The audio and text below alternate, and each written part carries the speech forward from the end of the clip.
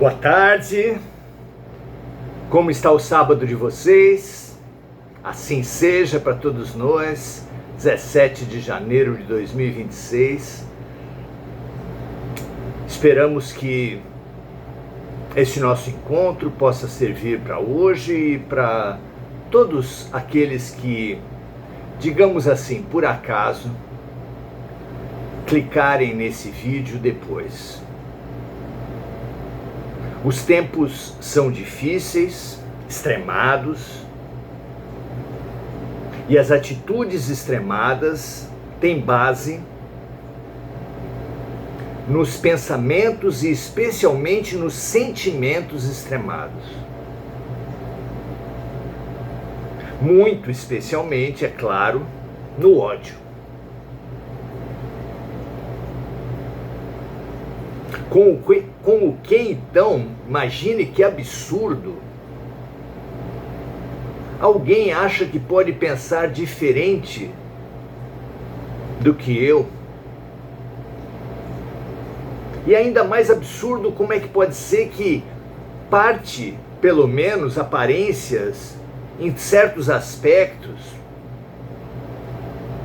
a ideologia, a filosofia, a religião, a ciência, o ponto de vista do outro,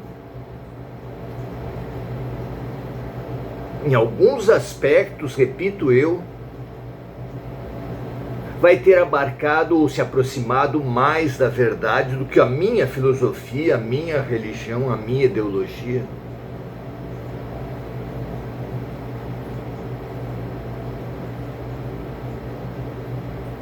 É atribuída a Lacan a frase de que a violência começa onde termina a palavra. E é justamente por não ter mais argumentos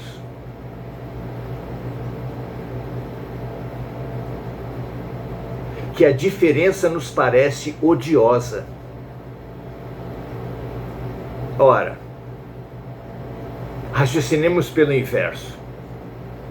Todo aquele que se deparar com uma diferença, mas essa diferença evidentemente se mostrar falha, primitiva, inferior ao nosso próprio ponto de vista, claro que essa diferença não vai nem mexer conosco, quanto menos perturbar. A diferença que nos gera ódio é exatamente aquela que denuncia a insuficiência da nossa posição.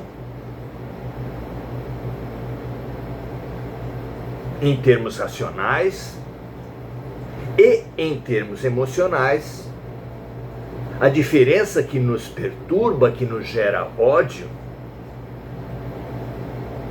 é aquela que mexe em situações emocionalmente não resolvidas.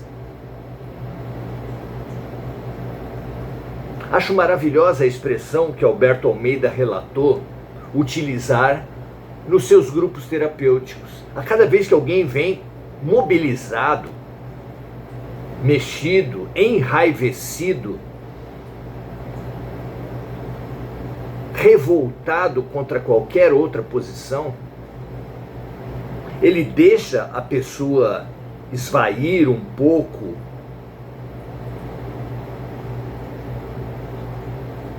aquele ódio, como a dona de casa que deixa sair um pouco a pressão da panela antes de tentar abri-la.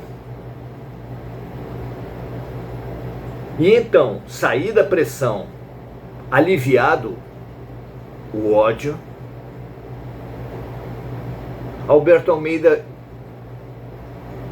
relatou falar para as pessoas: doeu, é teu. Doeu, é teu. Meu amigo, minha amiga, tudo aquilo que mexe com você, que revolta, causa sua revolta, que causa o ódio em você, não tenha dúvida. Em termos racionais, aponta a insuficiência da sua visão, em termos emocionais, aponta a fragilidade, um ponto frágil do seu campo emocional. De qualquer forma, o ódio funciona como a dor para o médico. Não é fato que a dor orienta o diagnóstico, que orienta, por sua vez, a cura?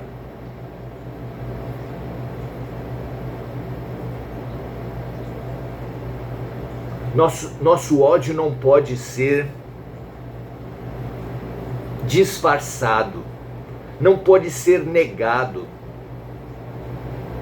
Precisa ser admitido, aceito, acolhido e estudado.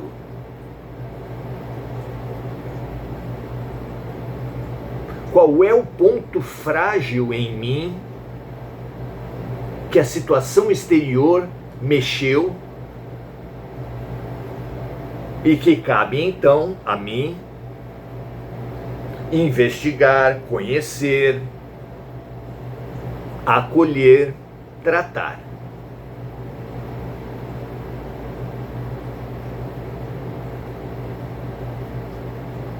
O que acontecerá com qualquer pessoa que tenha uma dor, uma perturbação, uma desarmonia e negar, disfarçar? Se for um nódulo, o nódulo crescerá. Se for um vírus, bactéria, se disseminará. Não é? A prevenção é exatamente perceber uma patologia na origem, quando fica muito mais fácil o seu enfrentamento e a sua cura.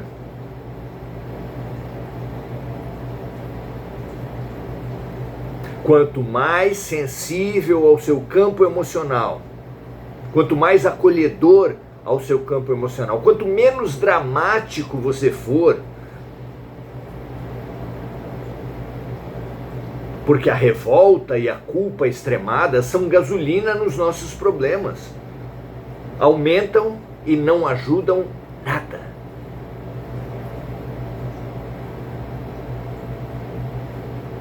Quanto mais acolhermos e menos dramáticos nós formos, encararmos de frente,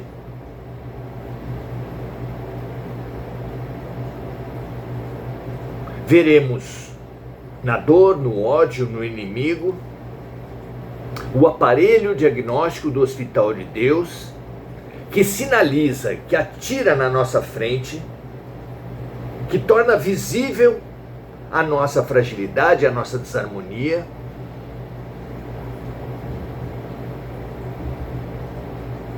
racional ou emocional, diante do que toda alma madura buscará soluções, terá condições de melhorar-se, adiantará o seu processo de cura, diminuirá o seu processo de dor. Ora, não é?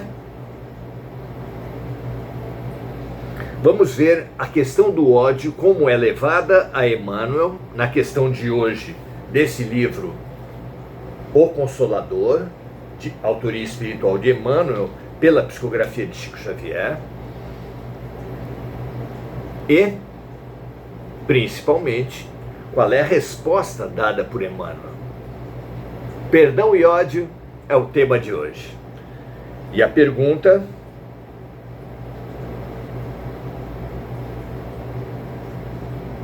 é a 339, que diz assim: em se falando de perdão, podemos ser esclarecidos quanto à natureza do ódio? Vejamos. O ódio pode traduzir-se nas chamadas aversões instintivas, dentro das quais há muito de animalidade. Um conteúdo diferente que Emmanuel está trazendo aqui para a gente. Olha que interessante. Que cada homem alijará de si, decifra-me ou te devoro, era o desafio da esfinge, um ser meio animal, meio humano. O ódio pode traduzir-se nas chamadas aversões instintivas, dentro das quais há muito de animalidade, que cada homem alijará de si com os valores da autoeducação, a fim de que o seu entendimento seja elevado a uma condição superior.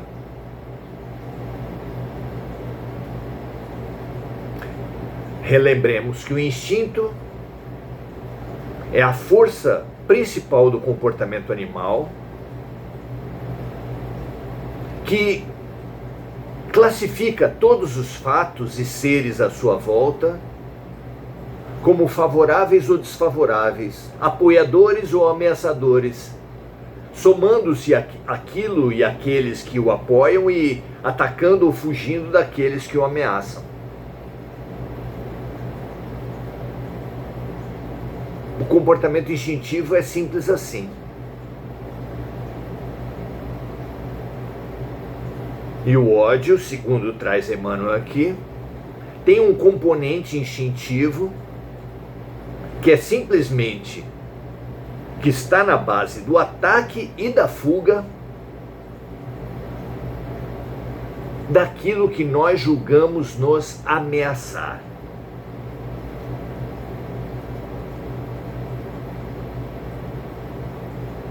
E a ameaça, aí entra o raciocínio que nós tínhamos feito antes, é a tradução equivocada de tudo que é diferente do que a gente pensa. Veja se tem lógica isso. E vejamos o que Emmanuel coloca. Todavia, na maior parte das vezes, o ódio é o germe do amor que foi sufocado e desvirtuado. Ninguém odeia aquelas pessoas que lhe são indiferentes. Emmanuel traz aqui o ódio como um desvirtuamento do amor. Na maior parte das vezes, o ódio é o germe do amor que foi sufocado e desvirtuado por um coração sem evangelho. Aqui eu vejo que o desvirtuamento e o sufocamento se dá tanto por aquele que nos atacou, quanto pela recepção que demos a esse ataque. Quem agride não tem o evangelho no seu coração, e quem se ofende a ponto de odiar, evidentemente não tem o evangelho no seu coração. E continua Emmanuel: as grandes expressões afetivas, convertidas nas paixões desorientadas, sem compreensão legítima do amor sublime, ou seja, o amor de apego, o amor de posse, o amor de domínio, o amor de humilhação do outro, não é? Incendeiam-se no íntimo, por vezes no instante das tempestades morais da vida, deixando atrás de si as expressões amargas do ódio, como carvões que enegrecem a alma. Olha que interessante.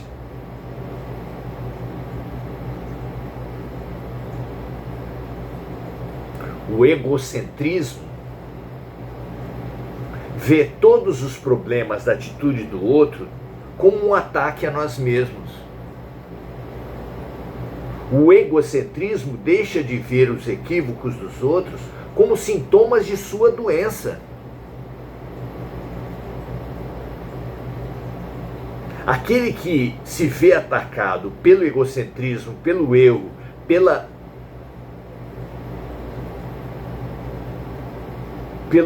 que lhe atingiu da atitude do outro, é muito mais atingido. Atacado se vê na obrigação de reagir, de contra-atacar ou de fugir, mas com ódio. Já aquele que vê no outro uma doença, meus amigos, não tem a menor lógica, não tem a menor base emocional ter ódio de alguém que é doente. Quem é doente só pode ser compreendido e acolhido nos seus sintomas. Quem nos ataca, geralmente é contra-atacado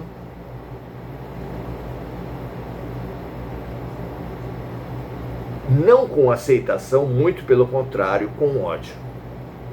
Olha que interessante isso, não é?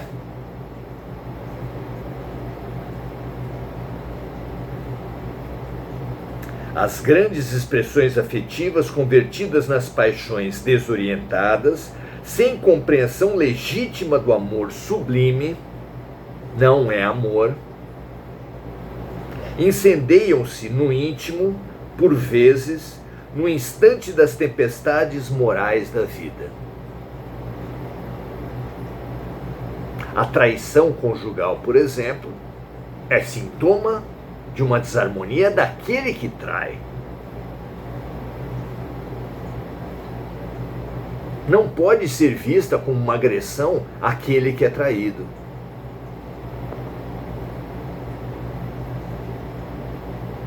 Sentido assim, entra na lógica da guerra. Quem vencerá, ele ou eu? Mesmo o perdão é imbuído de uma superioridade, de uma humilhação do outro, de uma exaltação de si, que não favorecem a transformação e a melhoria.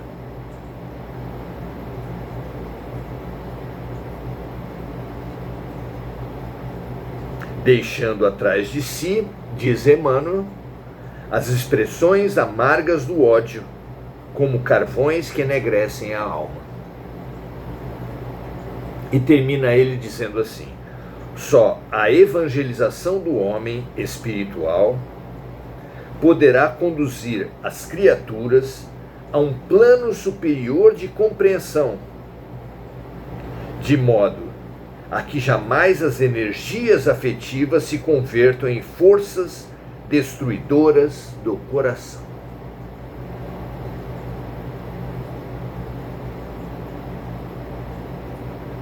Sendo o ser um todo, corpo, espírito e mente,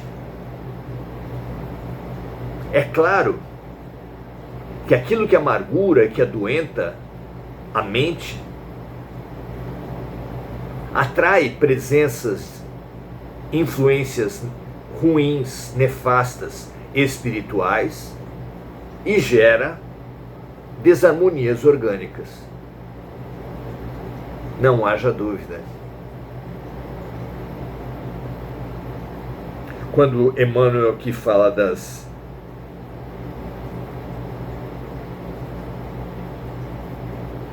que o ser evangelizado jamais deixará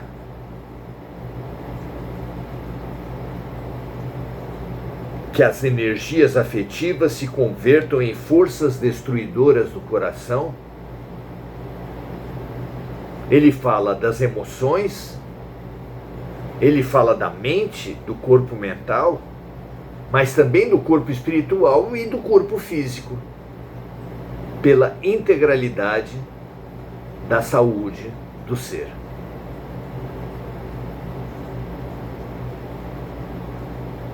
Vejam então, meus amigos, minhas amigas, que o autoconhecimento é uma vacina.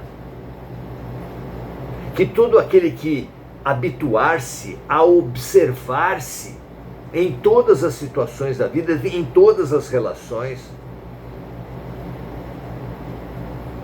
terá um ganho interessantíssimo.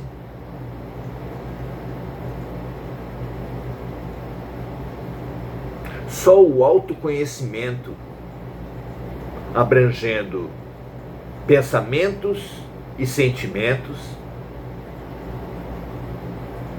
possibilitará ao ser defender-se contra influências espirituais negativas, inclusive com ideias autodestruidoras, estabelecendo no nascedouro uma repartição: eu não penso assim, isso não me pertence, cortando pela raiz a influência negativa.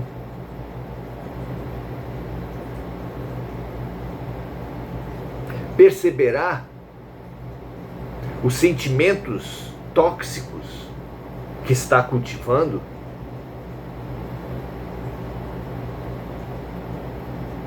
deixando de se colocar no centro de tudo, como razão de tudo, que tudo que o outro faz é em função de si mesmo, para perceber as coisas como são. A desarmonia do outro é a desarmonia do outro, é a doença do outro. Só vai atingi-lo se você supor que a desarmonia do outro existe apenas como ataque a você. Aí o ataque se efetivará. Quando situarmos esse problema no outro, essa é uma doença dele, essa é uma desarmonia dele. Não é contra mim, é ele contra ele mesmo. E só será contra mim se eu não compreender e no egocentrismo reduzir tudo que todos fazem a um ataque a mim mesmo.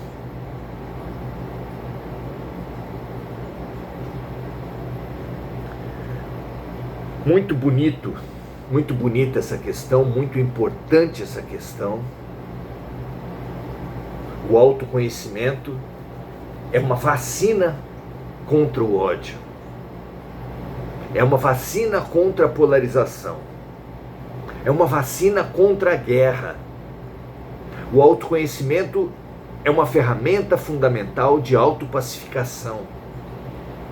E a autopacificação é o critério de Deus para fazer a separação do joio do trigo.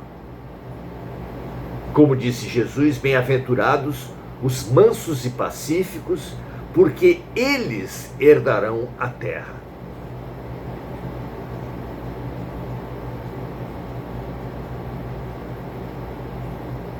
Os mansos e pacíficos herdarão a terra, e somente aqueles que se autoconhecerem, que colocarem o autoconhecimento como diretriz de todos os momentos de sua vida, deixará de atacar os espelhos nas imagens que eles mostram de si mesmo e passará a fazer do espelho o que ele é, um instrumento de autoobservação, de autoconhecimento, de automelhoria, de autoharmonização. O outro é espelho para o eu. E o eu maduro não se piorará, não se envenenará, não se violentará com a agressão do outro, mas se observará, se analisará, se conhecerá e se melhorará.